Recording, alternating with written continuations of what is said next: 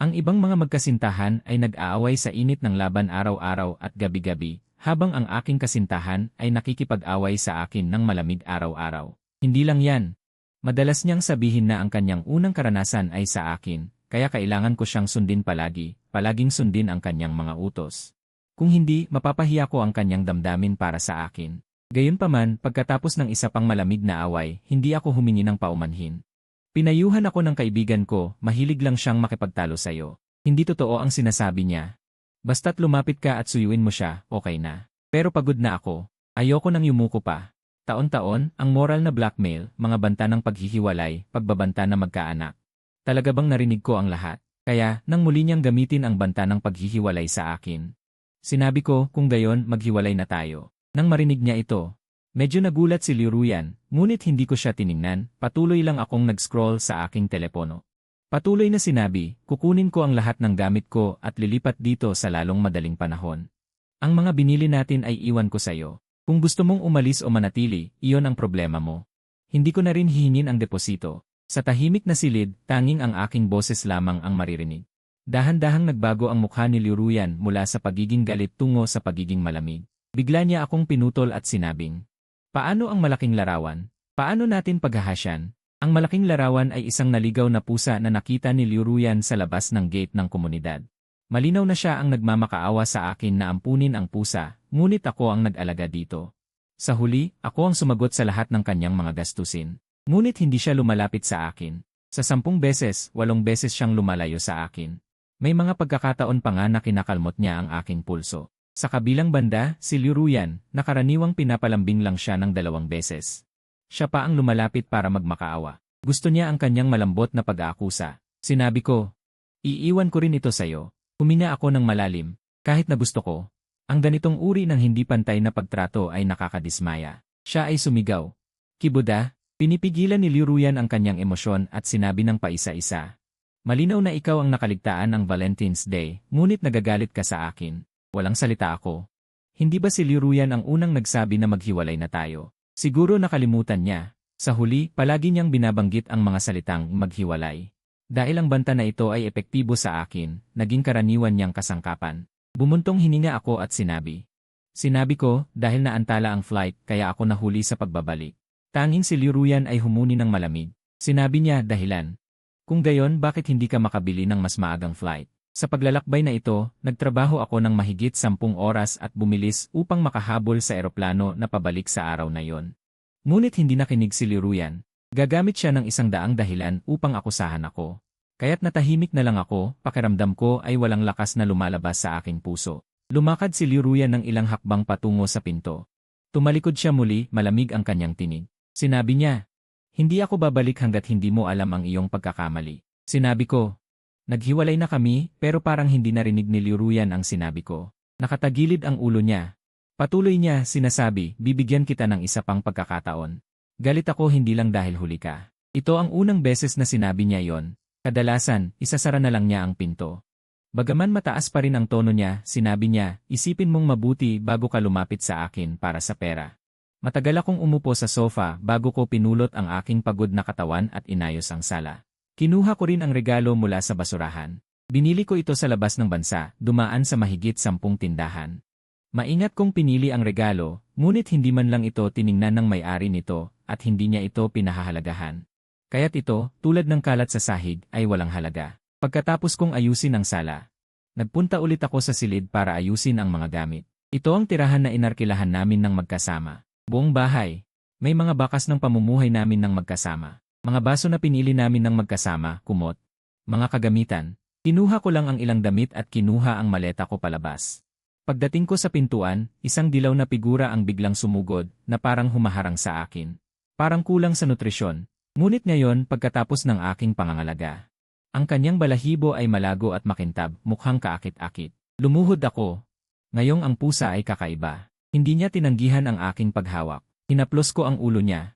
Sabi ko, umalis na ako. Siya na ang bahalang mag-alaga sa iyo sa hinaharap. Siguro nagustuhan ng pusa ang resultang ito. Dahil palagi siyang malapit kay Liruyan at sa akin, lagi siyang. Hindi masyadong palakaibigan. Hinila ko ang pusa na mahigpit na kumapit sa aking pantalon. Hindi ko na pinansin ang kanyang pag-iingay ng pusa at kinuha ang maleta ko palabas. Pagdating ko sa pasukan ng komunidad, nakatanggap ako ng tawag.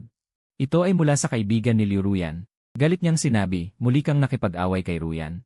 Galit na galit siya ngayon at pumunta sa bar para uminom. Walang makakapigil sa kanya. Bilisan mo at pakiusapan mo siyang bumalik. Malapit nang masira ang telepono ko dahil sa kanya. Nakaramdam ako ng kawalan ng kakayahan. Sabi ko, hindi ko alam kung bakit siya galit. Pag-uwi niya ngayon, bigla na lang siyang nagalit. Nagsisira siya ng gamit ng walang dahilan. Huminto sandali ang nasa kabilang linya, pagkatapos ay sinabi ng may pagkabigla. Hindi mo alam? Nakita niya kayong kumain ng ibang babae. Naghatid ka pa sa kanya pabalik sa hotel. Nagsiselos si Ruyan, paliwanag ko. Nagsama lang kami para sa trabaho. Sinamahan ko siya dahil umuulan noong araw na yon at hindi siya makasakay ng taxi. Kaya pala talaga galit si Liu Ruyan. Si Liu Ruyan ay palaging ganyan ang ugali. Nagagalit siya kapag nakikipag-usap ako sa kanya ng kaunti lang. Alam kong ganito siya dahil mahal niya ako. Kaya madali siyang nagsiselos pero ngayon pagod na ang nararamdaman ko. Sabi ko, kaya kong ipaliwanag ang lahat. Hindi ko lang maintindihan. Sa kabilang linya ng telepono, mahina kong sinabi, bakit mas gusto niyang sabihin ang lahat sa inyo? Kaysa tanungin ako, palagi niya akong pinapahulaan sa kanyang isip. Dati akong nagtanong sa aking kaibigan. Ano ang ginagawa ng kasintahan ng kanyang kaibigan kapag nag-aaway sila? Nag-isip ang kaibigan ko at sinabi, depende sa kung sino ang tama. Pagkatapos ng 2 taon na kumalma, okay na ang lahat. Ngunit si Liu Ruyan ay hindi ganyan. Tumanggi siyang makipagtalo sa akin, tumanggi siyang makipag-usap sa akin. Lahat ng kanyang mga bagay ay tinatago niya sa kanyang sarili. Hindi ko alam kung bakit siya nagagalit. Palagi akong nahuhulaan o nagtatanong sa kanyang kaibigan. Hindi ko maintindihan kung bakit ayaw niyang pag-usapan ang kanyang damdamin sa akin. Hindi ko rin maintindihan. Bakit mas gusto niyang magtiwala sa kanyang kaibigan kaysa sa akin? Mamaya, nalaman ko ang isang salita na tinatawag na siningba. Si Liu Ruyan ang pinaka-arogante at malambing na babae na nakilala ko. Siya ay sensitibo at pabago-bago ang ugali. Palagi siyang umiiwas at umatras, sinusubukan ako ng malamig na salita. Dati sinabi sa akin ng kaibigan ko na ang ganitong uri ng babae ay hindi angkop sa pakikipagrelasyon. Kailangan mong palaging suyuin at pakalmahin siya. Hindi ako naniwala. Sumabak ako ng may init ng pagmamahal, ngunit ngayon nalilito na ako. Kung sa pagitan ng 2 tao, palaging isang tao lang ang gumagawa ng hakbang, ang relasyon na ito ay magpapatuloy ba talaga? Bumalik ako sa aking sariling bahay, ngunit sa pang-araw-araw na buhay, hindi. Kailangan pa rin nating magkita sa trabaho. Pareho kaming nagtatrabaho sa parehong institusyong pananaliksik, ngunit magkaiba kami ng departamento. Nang inaasikaso ko ang trabaho, nakita ko ang isang binata na bumati kay Liu Ruyan. Ang lalaki ay si Ito Cheng, isang bagong kasamahan ngayong taon. Nang makita ako ni Liu Ruyan, ang kanyang mga mata ay kumislap, ngunit hindi ko siya tiningnan. Tahimik ko lang tinapos ang trabaho. Kaya ang naghihintay na tingin ni Liu Ruyan ay agad na naging malamig. Tumawid siya sa tabi ko nang hindi tumitingin. Walang sinabi. Narinig ko si Ito Cheng na nagtatanong sa isang kasamahan, bakit may ganoon kahabang peklat sa braso ni Miss Liu? May sumagot, hindi mo alam, bagong dating ka lang. Si Liu Ruyan at ang katabi niyang si Jiboda. Sila ay magkasintahan, kilalang magkasintahan. Noong panahon ng lindol noon, dahil nabali ang binti ni Jiboda, hindi siya umalis at nasugatan siya sa tabi ni Jiboda. Narinig ko na dahil sa sugat na ito, hindi siya naging doktor. Kaya nagbago ng kurso si Liu Ruyan at nag-aral ng ibang major. Pagkatapos ay napunta siya sa aming institute. Si Ito Cheng ay humanga. Ang ganitong uri ng pagmamahal ng mag-asawa ay napakaganda. Ngunit ako ay naiinis lamang. Ang lahat ay nagbubulong-bulungan din. Mula nang isuko ni Liu Ruyan ang kanyang pangarap at nagpatala sa institute kasama ko, lahat ay nag-isip na si Liu Ruyan ay puno ng pagmamahal sa akin. Kasabay nito, ipinahayag ang paghanga sa akin. Ang pag-aaway nitong ilang araw ay naging paraan para ipakita namin ang aming pagmamahal. May nagsabi na tumaya ako na ang teknisyan ang unang hihingi ng paumanhin ngayong pagkakataon. Sinabi ng isa pang dalaga, noong nakaraang beses ay nilibre nila tayo ng milk tea, ano naman ngayong? Gusto ko ng cake. May sumagot na hindi ako sang-ayon. Nandaraya ka. Kailan pa hindi ang teknisyan ang unang yumuko? Kung itaya mo na si Liu Ruyan ang hihingi ng paumanhin, susubukan kong makipag-ugnayan sa'yo. Nakatayo ako sa sulok, tahimik na nakikinig sa tawanan ng lahat. Ngunit sa pagkakataong ito, lahat sila ay nagkamali. Ang susunod na segundo, nilapitan ko sila at sinabi, naghiwalay na kami ni Liu Ruyan. Huwag niyo na ulit siyang pag-usapan. Ang pagdating ko ay nagtapos sa usapang ito. Ang lahat ay nagkatinginan. Naghiwa-hiwalay sila agad. Sa totoo lang, ang aming relasyon ay hindi kasing bagay tulad ng inaakala ng iba. Ang paulit-ulit na Cold War at mga away ay hindi na mamalayang nag-iwan ng mga sugat na malapit ng bumigay. Gusto kong malaman, kapag hindi ko na ito ayusin, hindi na ako magsisikap na gamutin ito. Liu Ruyan, mahahanap mo ba, makukuha mo ba ulit? Sa pagkakataong ito, ikaw ba ang unang hihingi ng paumanhin sa akin? Buong isang buwan. Si Liu Ruyan at ako ay parang mga estranghero, parang nagpapaligsahan, walang gustong unang yumuko. Kasabay nito, lumalalim ang relasyon ni Ito Chen at Liu Ruyan. Kumakain sila ng magkasama. Umuwi ng magkasama, at kahit sa weekend team building, pinili ni Liu Ruyan na makipares sa kanya sa pag-akyat ng bundok. Sa kabaligtaran, nag-aalangan si Ito Chen. Sinabi niya, Ruyan, hindi ba't hindi ito maganda? Ano ang gagawin ni Qigong? Sabi ni Liu Ruyan kay Kinang may paglamig. Hindi ba't naghiwalay na kayo? Bakit niya ako kokontrolin? Hindi niya pinababa ang kanyang boses. Naririnig ng lahat sa paligid. Uminik siya at nagpatuloy, at gusto niya rin akong kumain kasama ang ibang babae. Siguro ay ganito rin sa pag-akyat ng bundok. Agad na nagbago ang tingin ng mga tao sa paligid sa akin. May nagbubulungan na. Hindi pinapahalagahan ni Jiboda ang ganito kagandang kasintahan, at naghahanap pa ng babae sa labas. Hindi katakatakang nakipaghiwalay sa kanya si Liu Ruyan. Nang makita nilang papalapit ako, naghiwa-hiwalay ang mga taong nagtitipon para sa chismis. Sa daan paakyat ng bundok. Habang sinusubukan ni Ito Chen na hilahin si Liu Ruyan sa isang pag-akyat ng bato, nagkamali siya at hindi nakatayo ng maayos, at pareho silang nadulas at bumagsak sa lupa. Pareho silang nasugatan sa iba't ibang antas. Tumayo si Ito Chen, puno ng pagkakasala sa kanyang mukha, at sinabi, kasalanan ko lahat. Nasaktan kita. Ngayon, tayo na ang huli. Ngunit si Liu Ruyan ay mahinahong nagsabi. Hindi iyan totoo. Ako ay masyadong tanga at nagdulot ng pinsala sa iyong binti. Ako ang dapat humingi ng paumanhin sa iyo. At naparito tayo para mag-relax, kaya hindi mahalaga ang ranggo. Wala akong masabi. Nahuli ako sa kanila ng kaunti. Ang mga dumating sa pagkakataong ito ay nag-iisa. Pinili na ng lahat ang kanilang mga partner. Hindi ko gustong sirain ang iba, kaya nag-iisa na lang ako. Habang dahan-dahang nag-enjoy sa tanawin sa daan, nakakita ako ng napakainit na eksena. Ang dalawang tao sa harap ay tila nagkakaintindihan. Narinig ko rin ang usap-usapan na ang babaeng ito, si Liu Ruyan, ay napakabait talaga. Totoo naman, si Liu Ruyan ay mabait. Siya ay mabait at maunawain sa lahat. Maliban sa akin, tinanong ko siya kung bakit, at ang kanyang dahilan ay. Bago kami magkarelasyon, sinabi na niya na hindi maganda ang ugali niya. Ito ay parang isang panangga, na may karapatan siyang bastusin ako kung kailan niya gusto. Dahil bago pa man kami magkasintahan ay sinabi na niya sa akin. Tungkol doon sa sinasabing lindol, mas nakakatawa pa. Dahil hindi iyon lindol, kundi isang epidemya ng pagkahulog sa lindol. Noong kolehiyo, siya ang class president. Sa isang epidemya, lahat ay tumakbo palabas, siya lang ang lumapit sa akin.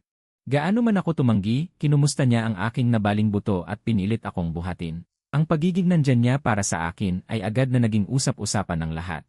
Lahat ng lalaki ay nainggit sa swerte ko. May mga nag-post noon na, kung ganito ang asawa, ano pa ang mahihiling ng mag-asawa? Ito ay nagdulot pa ng pagtatalo ng mga lalaki at babae. May ilang nagsabi na naawa sila sa mga lalaking malas habang buhay. At ang mga lalaki naman ay sumagot na ang ganitong klaseng magandang babae ay kailangang protektahan.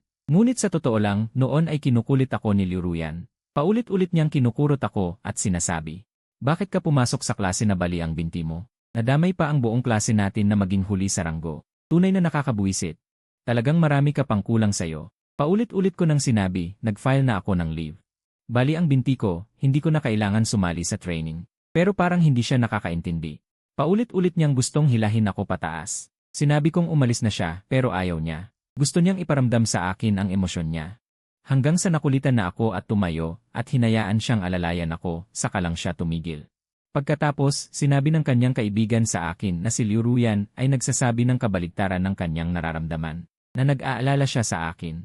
Gusto niyang magpahinga ako sa bahay. At pagkatapos, pinag-aralan niya kung paano gumawa ng sabaw ng buto. Sinabi niya na, nagkaroon siya ng mga paltos sa kamay sa paggawa ng sabaw para sa iyo. Pinayuhan din ako ng aking mga kaibigan na. Siya ay medyo selosa lamang, ngunit talagang gusto ka niya. Isang mabait at maalalahaning chunder na babae. Kailangan mong pasayahin siya ng higit pa. Ngunit ngayon, nakikita ko si Liu Ruyan na parang maliit na ibon na nakadapo kay Yitencheng. Nalaman ko na hindi pala siya masungit, kundi masungit lamang siya sa akin. Nararamdaman ko sa sinasabi ng iba na gusto niya ako, ngunit hindi ko naramdaman kailanman sa kanyang kilos. Lagi siyang nakikipagtalo sa akin, nagagalit ng walang dahilan, at binabastos ako. Sinabi niyang wala akong silbi, na hindi ko maibibigay ang gusto niya. Sinira niya ang scarf na binigay ng iba sa akin. Sinira niya ang game console na hiniram sa akin ng aking kasamahan. Akala ko ay nagsiselos lang siya na walang security. Kaya pagkatapos ng paulit-ulit na pagtutulak palayo at pagtanggi na makipag-usap, isinuko ko na ang aking sarili. Tapos, nagpatuloy ako sa pagiging masigasig at aktibo, walang pagod na humihingi ng tawad at yumuyuko. Ngunit, ang pagiging masigasig ay nangangailangan din ng tugon. Sa relasyong ito, hindi ako perpekto. Nakakaramdam din ako ng pagod at sakit. Ang galit at kawalan ng pagmamahal ay nagpapakita ng parehong anyo. Pagod na ako para malaman kung si Liu Ruyan ay talagang pasaway o hindi niya ako mahal. Kaya huminto ako at umatras sa pagpunta sa Rendezvous. Nagpadala ako ng mensahe sa aking pinuno, sinabing hindi ako maganda ang pakiramdam. Pagdating ko sa bahay, inayos ko ang mga damit na iniwan sa akin ni Liu Ruyan, inempake ko ang mga ito. Tinawagan ko ang courier at ipinadala ang mga ito sa kanya. Pagkatapos kong gawin ang lahat, nagpatanga-tangahan ako sa sofa ng ilang sandali, pagkatapos ay kinuha ko ang aking telepono at nagpadala ng text message kay Liu Ruyan, 3 salita lamang, tapusin na natin. Noong nakaraang beses, nagkaroon pa ako ng ilang hindi makatotohanang pantasya, naisip kong maiintindihan niya ang kanyang sariling mga problema. Handa siyang ipaliwanag ang mga bagay sa akin ng malinaw, tulad ng paghingi ko ng paumanhin dati. Ngunit sa pagkakataong ito ay totoo na. Talagang nakipagkalas ako sa kanya. Hindi ko na ipadala ang mensaheng iyon. Nakalimutan ko. Binlock na naman ako ni Liu Ruyan.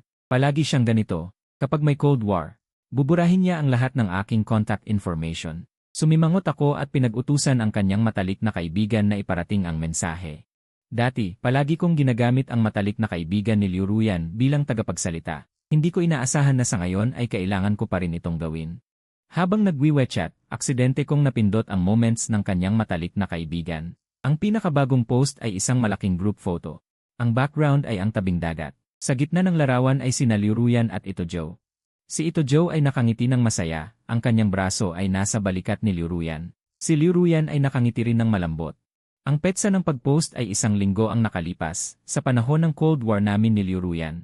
Tinitigan ko ito ng matagal.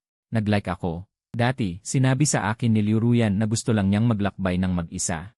Dahil sa tuwing lumalabas kami, pinapainis ko siya. Nagrereklamo siya sa mga larawang kinukunan ko para sa kanya.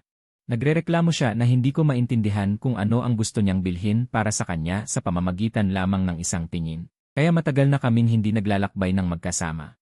Siguro, hindi ang mga larawang kinukunan ko para sa kanya ang kinaiinisan ni Liu Ruyan, kundi ako. Kaya kapag may ibang mas malakas at mas may potensyal na lalaki na lumitaw, mag-aaway sila sa akin. Cold War. Sabi ng iba, ang pagmamahal ng babae ay malamig sa iba at malambot sa iyo. Ngunit kabaligtaran si Liu Ruyan. Palagi siyang malambot at kaaya-aya kay Ito Joe, ngunit sa harap ko, nagpapakita siya ng isang nakakababa at hindi maabot na saloobin. Mukhang nagkamali ako sa paghusga. Hindi ko napansin na matagal na niya akong kinainisan. Nagpa siya akong maglakbay ng mag-isa ng maayos. Nag-apply ako ng taunang leave at nag-book ng flight papuntang Lijiang. Ang tanawin dito ay maganda at maraming masasarap na pagkain. Habang nag-uusap, tinatanong ko ang matandang babae kung hindi siya nagsasawa sa pamumuhay dito mula pagkabata. Ang matandang babae ay tumatawa. Sabi niya, ito ay tahanan. Napakaganda ng pag-unlad ng aking bayan. Ipinagmamalaki ko lang. Bakit ako magsasawa? Sabi niya mahal niya ang Lijiang, mahal niya ang kanyang bayan. Bigla akong nagkamali. Maaaring tumingin ang mga tao sa isang tanawin ng matagal, ngunit ang katotohanan ay hindi sila magsasawa kung may damdamin. Hindi ko inaasahan, sa 3 araw, nakatanggap ako ng tawag mula kay Liu Ruyan. Hindi ko alam kung kailan niya ako tinanggal sa blacklist. Malamig pa rin ang kanyang pakikitungo. Sabi niya, naubos na ang cat food ni Daju. Hindi niya alam kung anong klase ang bibilhin. Sinabi ko sa kanya ang brand, at pagkatapos ay sinabi niya, maaari mong gamitin ang dating larawan para ipakita. Huwag mo akong tanungin. Iniwasan ni Liu Ruyan ang tanong at sinabi lang na. Naitapon ko na ang packaging. Tinanong ulit niya, ano ang gagawin kung nasira ng Daju ang cat tree? Nawalan ako ng saysay. Sabi ko, bumili na lang ng bago. Kanina lang, naglalaro sa ibaba si Daju at nabalot ng putik. Sabi ko, dalhin mo siya sa pet shop para paliguan. Nagtanong si Liu Ruyan ng maraming tanong. Pagkatapos kong sagutin ang lahat, biglang wala na kaming masabi. Naghintay ako ng ilang sandali. Hindi ko narinig siyang magsalita ulit kaya sinabi ko.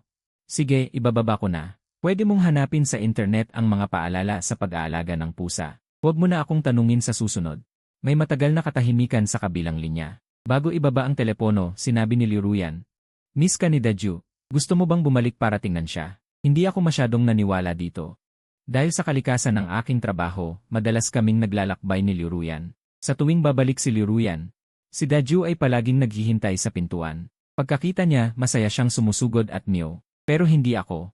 Kailangan kong hanapin siya. Si Daju ay palaging umiiwas sa akin na parang naiinis. Kung bibigyan ko siya ng cat treat, doon lang niya ako papayagang haplusin siya ng bahagya. Dati hindi niya ako hinahanap, bakit naman ngayon?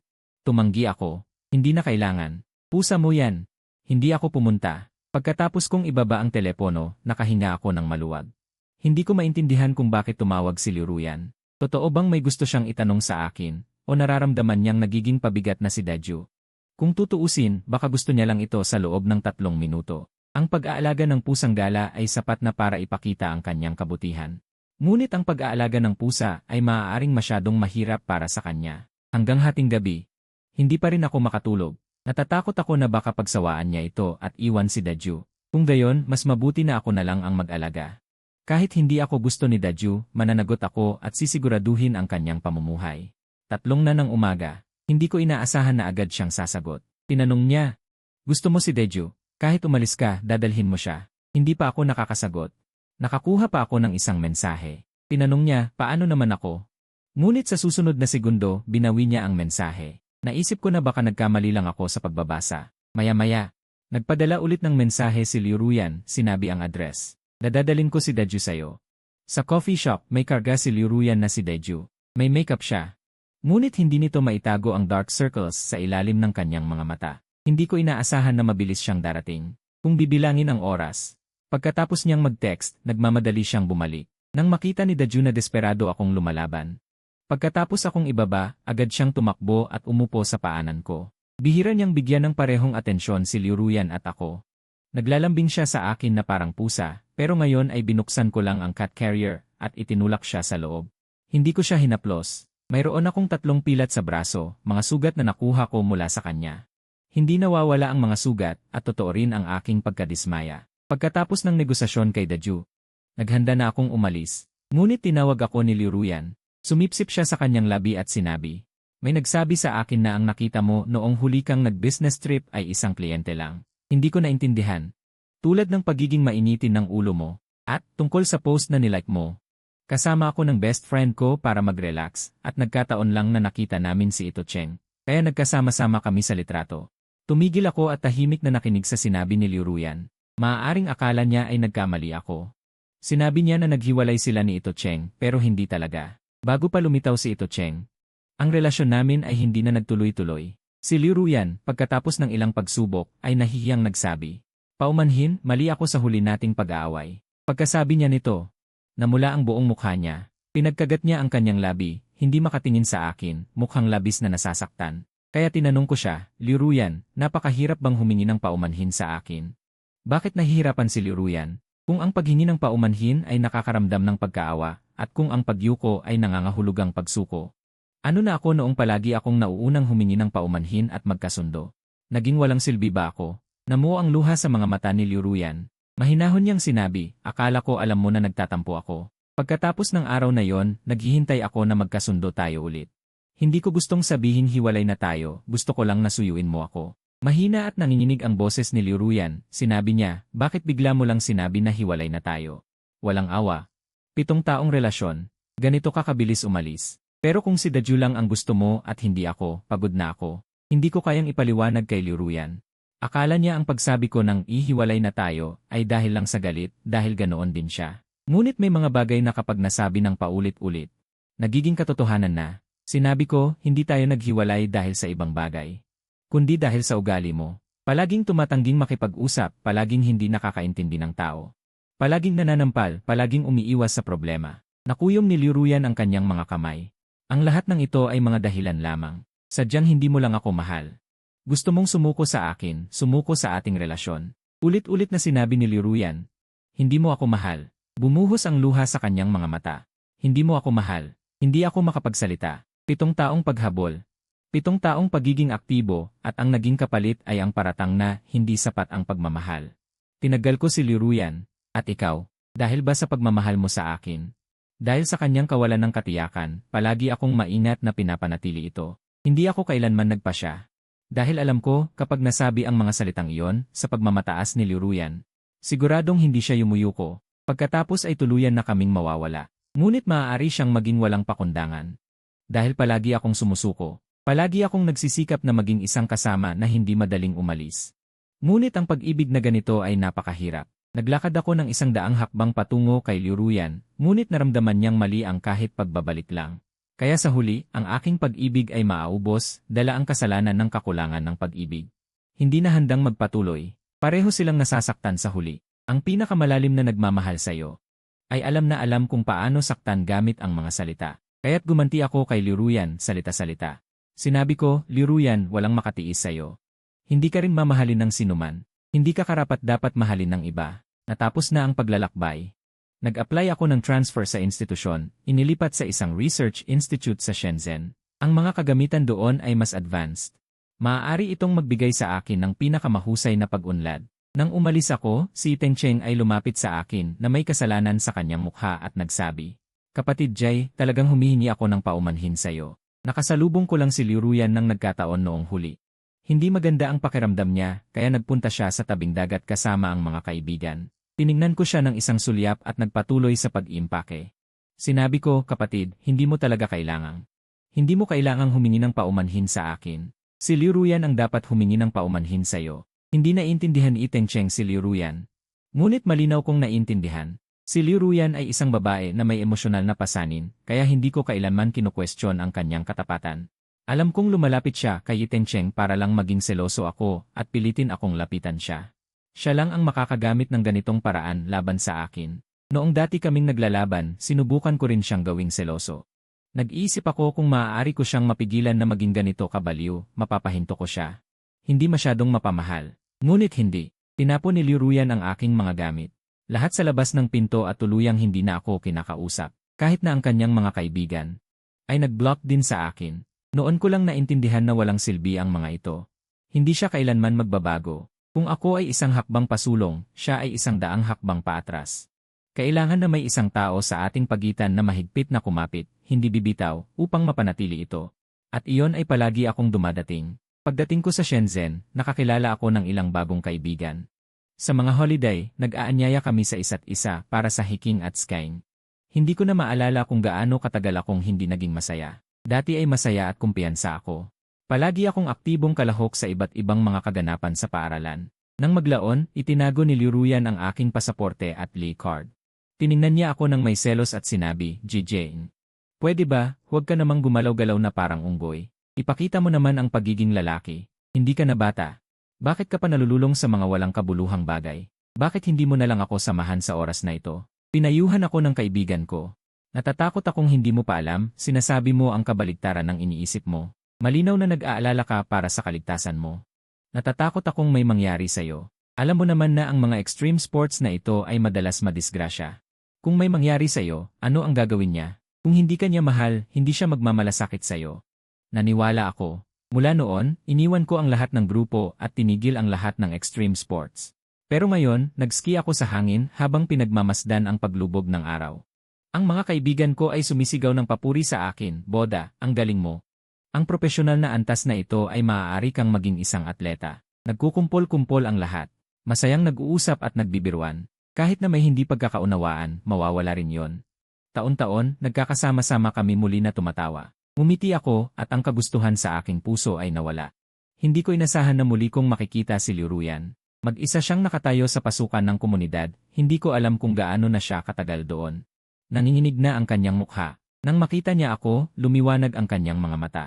Nagmamadali siyang lumapit sa akin, pagkatapos ay dahan-dahang itinuro ang snowboard sa aking likuran. Bigla siyang hindi natuwa. Nanggigil siya at sinabi, "Ilang beses ko nang sinabi sa'yo. Huwag kang mag-ski. Ilang tao ang napipinsala taon-taon dahil sa aksidente. Alam mo ba, ayaw mo bang maupo sa wheelchair, parang basura araw-araw? Sinasamahan ka at inaalagaan. Kung wala ako sa tabi mo para bantayan ka, magkakagulo ka na naman, tama ba?" Habang hindi ako nakatingin, bigla niyang inagaw ang aking snowboard. Sa susunod na sandali, hinagis niya ito ng malakas sa lupa. Nabiyak ang snowboard, at ang mga taong dumadaan ay nagtitinginan ng may pagtataka. Siguro dahil ang kilos ni Liruyan ay masyadong kapansin-pansin. May ilang tao ang lumapit, hawak ang kanilang mga telepono, at nagtanong sa akin ng may pag-ingat. Kapatid, nakatagpo ka ba ng nanlilinlang? Kailangan mo ng tulong. Kukunin ko ang ebidensya para sa'yo. Hindi ko alam kung anong salita ang nakasakit kay Liuruyan. Bigla siyang sumigaw ng nakakabaliw. Ano ang kinalaman mo dyan? Sino ka ba? Bakit ka nagwawala? Lumayas ka. Habang sinasabi iyon, sumugod siya upang sampalin ako. Nahawakan ko ang kanyang pulso at itinulak siya palayo. Yumuko ako ng may paghingi ng paumanhin sa lalaki. Sinabi ko, salamat. Ako na ang bahala. Binuksan ko ang aking telepono at tiningnan si Liuruyan na may kalmadong tono. Nag-report na ako sa pulisya. Ikaw ang nagwawala, Liuruyan. Nandoon ang mga pulis. Nakaupo kami ni Liuruyan na magkaharap. Walang nagsasalita. Masayang pinagpayuhan kami ng mga tauhan. Ang magkasintahan ay nag-aaway. Ito ay alitan sa pamilya. Bakit kailangan pang mag-report? Umalis na kayo at ayusin ito sa bahay. Ngumiti muli siya sa akin, ikaw rin, huwag mo lang pabayaan ang iyong kasintahan. Ano nang pakialam mo sa babae? Wala akong masabi, pinutol ko ang sinasabi ng staff. Una sa lahat, kahit na magkasintahan pa sila o hindi, walang obligasyon na magbuhos ng pansin. Kung babae man siya o hindi, hindi nito binabago ang kalikasan ng kilos bilang isang partido na inabuso. Gusto kong makikialam ako, kung hindi, hindi ako makikialam. Ito ang aking karapatan. Dagdag pa rito, hindi kami magkasintahan at hindi rin ito usapang pampamilya. Nag-report ako bilang isang ordinaryong mamamayan, nagdedemanda sa kanya ng pagsira ng personal na ari-arian. Hindi ko maintindihan ang mga taong ito. Bakit nila minamahal ang buhay? Bakit ang lahat ng salungatan at tensyon, basta nabanggit lang ang relasyong pampamilya o pag-ibig? Itinuturing na usapang pampamilya. Ang pamilya ba ay isang lugar na labas sa batas? Ano ang kanilang batayan? Nalaman na basta nagalit ang kasintahan, kailangan bang magpakababa ang lalaki, at hindi na dapat makialam? Kung gayon, ano ang kahulugan ng batas? Ang mukha ng staff. Nalilito sa aking mga salita, pagkatapos ay naging walang ekspresyon, tumigil na sa pagbibiro. Pagkatapos ay mahigpit na sinunod ang proseso. Nagbayad ng multa si Liuruyan at nagbayad para sa aking pinsala. Sa wakas ay nagsulat din siya ng garantiya. Bago lumabas ng police station, siya ay seryoso at taos-puso. Na nagsabi sa staff, paumanhin, police uncle, hindi ko na ito gagawin muli. Pinanood ko siya sa malamig na tingin. Ganyan si Liuruyan, hindi siya hindi marunong humingi ng paumanhin. Sa harap ng mga tao, palagi siyang mahinahon at mabait, pero sa akin, ang una niyang tingin ay ganyan kababa. Ang pinakamalapit na tao pa ang nasasaktan at nalalason. Nilingon ko siya, ngunit hindi ako nagpatuloy. Ngunit hindi sumuko si Liuruyan. Hinabol niya ako ng mahigpit. Nagtanong siya, Jiboda, pwede ba tayong mag-usap? Hindi ako tumigil. Sabi ko, pwede tayong mag-usap pero pagkatapos nito, huwag ka nang magpakita sa akin ulit. Okay, tumigil si Liuruyan. Sige, naghanap tayo ng tindahan at pumasok. Nag-order ako ng iced Americano. Hindi sinasadya, si Liuruyan ay nagalit, alam mo ba kung anong panahon ngayon? Alam mo bang hindi ako umiinom ng iced Americano tuwing taglamig? Tiningnan ko siya sa malamig na paraan. Si Liuruyan ay natulala. Sabi ko, nag-order ako para sa sarili ko, ano ang pakialam mo? Kung gusto mong uminom, mag-order ka ng sayo. Kinagat niya ang kanyang labi at hindi na nagsalita. Pagkaupo, diretsahan akong nagtanong, sige, pag-usapan natin. Ano ang pag-uusapan natin? Inayos ni Liuruyan ang kanyang buhok sa likod ng kanyang tainga, sinisikap na gawing mahinahon ang kanyang mukha. Sabi niya, marami akong inisip pagka-uwi ko. Tama ka sa lahat ng sinabi mo. Ayaw ko lang talagang tanggapin. Masyado lang akong kumilos at medyo matigas ang ulo. Ayaw kong makipag-usap sa'yo. Pwede ko itong baguhin. Sabi niya, nag-aalangan. Ako, gagalingan ko. Huwag tayong maghiwalay, okay? 7 taon ko nang hinihintay ang mga salitang ito mula kay Liuruyan, ngunit huli na ang lahat. Sinabi ko, hindi. Napuno ng takot ang mga mata ni Liuruyan. Tila may naisip siya, at sa puno ng hinaing na mukha, inilabas niya ang kanyang braso. Ang peklat sa kanyang braso ay patunay na isinuko niya ang kanyang pangarap para sa akin. Ito ang pinakamalaking pambihirang bagay ni Liuruyan, at ang kanyang pinakamalaking baraha. Sa tuwing ipapakita niya ito, at iyak, wala akong masasabi, at magsisimulang lumambot. Ngunit sa pagkakataong ito, hindi ako gumalaw. Makalipas ang mahabang panahon, sinabi ko ng totoo. Liuruyan, sa totoo lang, kung wala ang peklat na yon, hindi ka rin naman magiging doktor, hindi ba? Nalaman ko lang kamakailan lang. Si Liuruyan ay takot sa dugo, kahit na may peklat o wala. Si Liuruyan ay hindi talaga magiging doktor. Ngunit patuloy niya itong itinago sa akin, at hindi niya ipinaalam sa akin. Bumuntong hininga ako at sinabi, alam mo ba, ang pagpasa ng pangarap ng isang tao ay napakabigat na bagay. Dahil hindi naging doktor si Liuruyan dahil sa akin, mula noon ay nasa mataas na moral na posisyon siya. Lahat ay humihiling sa akin na pasensyahan siya at makisama sa kanya. Dahil sa pagkakonsensya, patuloy kong tiniis ang lahat ng kanyang masamang ugali. Sa tuwing nagdududa ako sa relasyong ito, may magbabalik nito at magsisimulang akusahan ako. Sasabihin ng mga tao, marami siyang isinakripisyo para sa'yo. Hindi ba nararapat lang nabigyan mo siya ng kaunting konsiderasyon? Sa paglipas ng panahon, kahit ako ay hindi sinasadyang nag-isip na dapat ko siyang walang katapusang pasensyahan. Sabi ni Liruyan, nahihirapan at nagkakamali, alam mo ba? Mahirap ang pamilya ko. Hindi ako mahal ng mga magulang ko. Ikaw ang una kong pag-ibig. Hindi pa ako umiibig at hindi ko alam kung paano magmahal. Madalas akong bumubuntong hininga at nagsasabi, kung hindi mo alam, pwede mong matutunan. Kung nagkamali ka, pwede mo itong itama. Ngunit itinago mo sa akin. Niloko mo ako at pinaglaruan mo ako.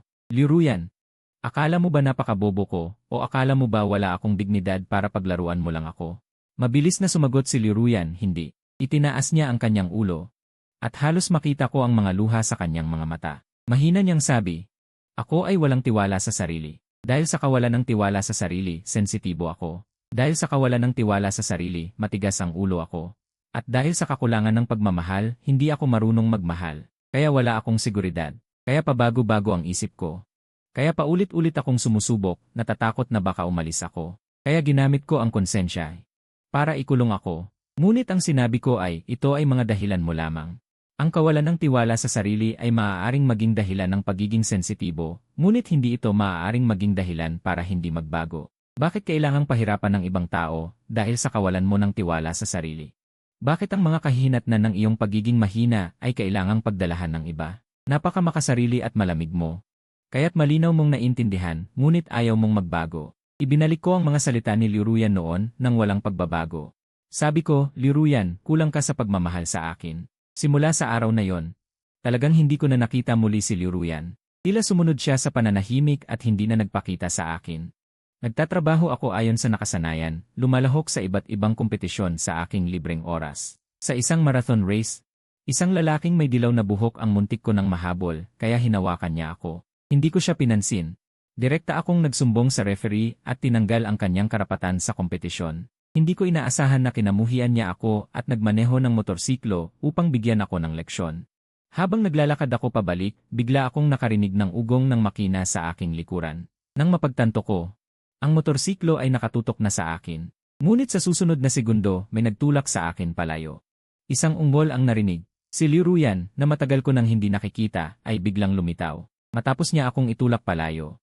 Ang kanyang braso ay nabali. Tila napansin niya na nakatingin ako sa kanya, kaya iniwas niya ang kanyang ulo.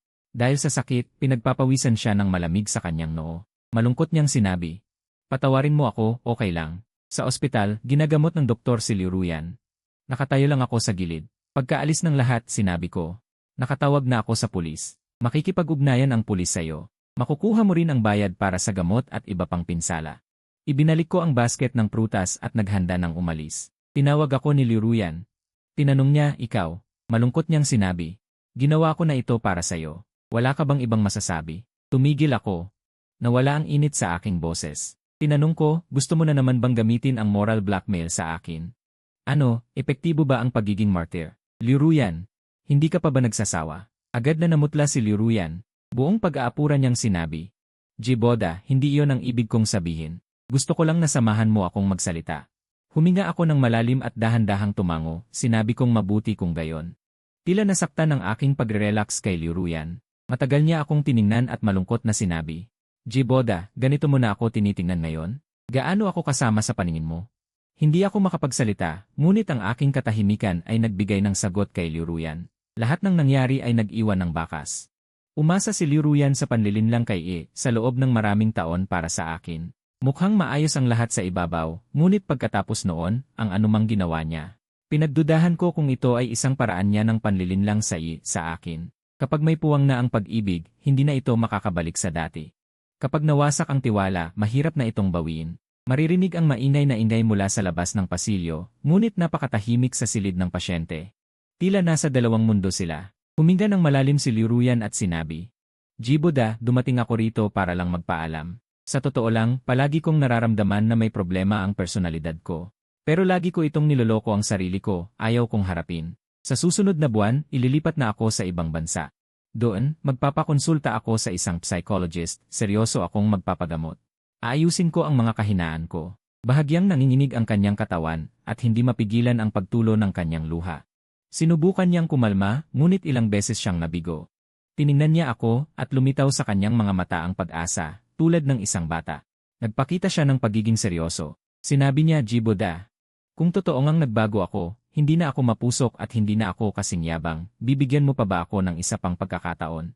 Mahirap ilarawan ang nararamdaman ko sa sandaling ito. Dati, naniniwala akong ang dalawang taong nagmamahalan ay hindi kailanman maghihiwalay. Nangarap ako ng walang hanggang pag-ibig tulad sa mga kwento. Sa pagitan natin, walang pagtataksil, walang pangangaliwa.